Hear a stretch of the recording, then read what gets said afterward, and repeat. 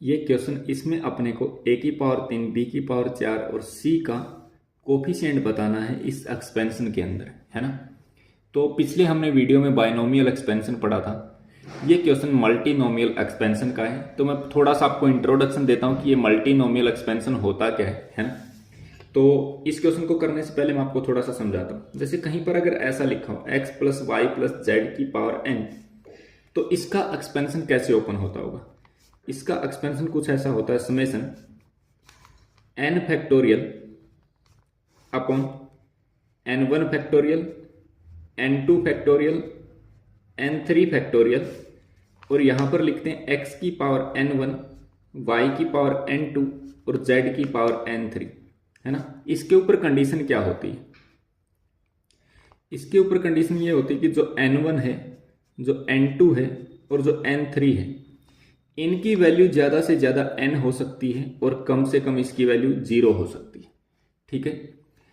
और ये जो n1 n2 n3 है, इसका सम क्या होना चाहिए, n1 plus n2 plus n3 का जो सम होना चाहिए वो इस n के बराबर होना चाहिए, ठीक है।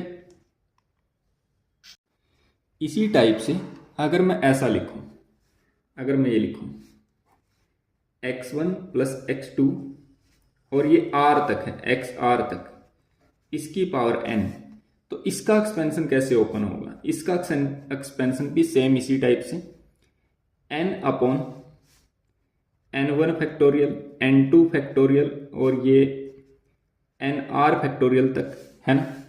x1 की पावर n1, x2 की पावर n2 और xr की पावर nr, और इसके ऊपर सेम वैसे कंडीशन कि n1 n2 nr की वैल्यू ज़्यादा से ज़्यादा n हो सकती है, कम से कम 0। ये n फैक्टोरियल है ना।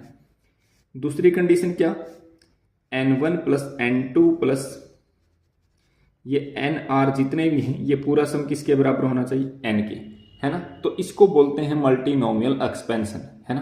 ठीक है, अब आप किसी भी चीज़ का एक्सपेंशन कर सकते हैं इसकी हेल्प से, है ना। अब हम आते हैं अपने क्वेश्चन के ऊपर। अब हमें क्वेश्चन में क्या सोल्व करना था, इसका कोफिशिएंट बताना है इसके अंदर, है ना। तो इसको सोल्व करते हैं, इस साइड वाले पेज पर आ जाते हैं।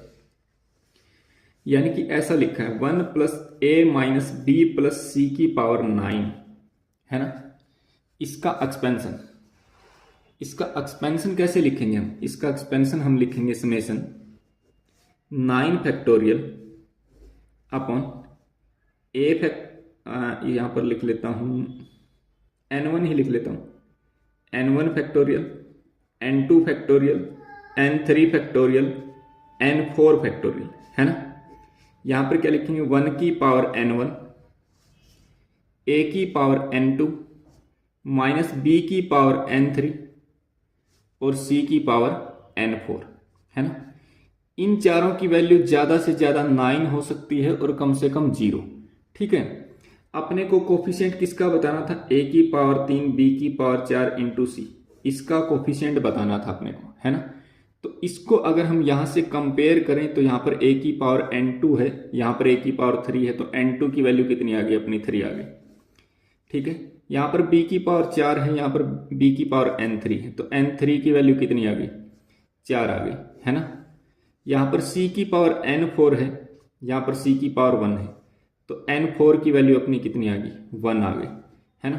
तो इन तीनों का सम करके देखा, 3 4 7 और 1 8, यानी कि इन सब का सम अपना कितना होना चाहिए था, इन सब का सम 9 होना चाहिए था। तो n1 की वैल्यू क्या होगी, फिर n1 की वैल्यू होगी 3 प्लस 4 7 और 1 8, तो n1 की वैल्यू 1 बच गई, है ना। ऐसा कैसे हो गया, क्योंकि n1 plus n2 plus n3 plus n4 ये आपका कितना होना चाहिए, इसके बराबर होना चाहिए, 9 के बराबर, इस वजह से n1 की वैल्यू 1 आ गई, है ना।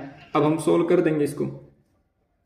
अब ये वैल्यू रखने के बाद ये वाली चीज क्या बन जाएगी, ये तो बन जाएगा a की पावर कितना 3, b की पावर 4, c की पावर 1 और 1 की पावर 1, है ना। ये वही चीज बन जाएगी जिसका अपने को कोफिशिएंट बताना है। और इसका कोफिशिएंट बना क्या, यहाँ पर आपका 9 फैक्टोरियल डिवाइड में n1 की वैल्यू 1 फैक्टोरियल, n2 की वैल्यू 3 फैक्टोरियल, n3 की वैल्यू 4 फैक्टोरियल, n4 की वैल्यू 1 फैक्टोरियल। यानी कि जो कोफिशिएंट आपको रिक्वायर था वो क्या आ गया 9 फैक्टोरियल अपॉन 3 फैक्टोरियल इंटू में 4 फैक्टोरियल।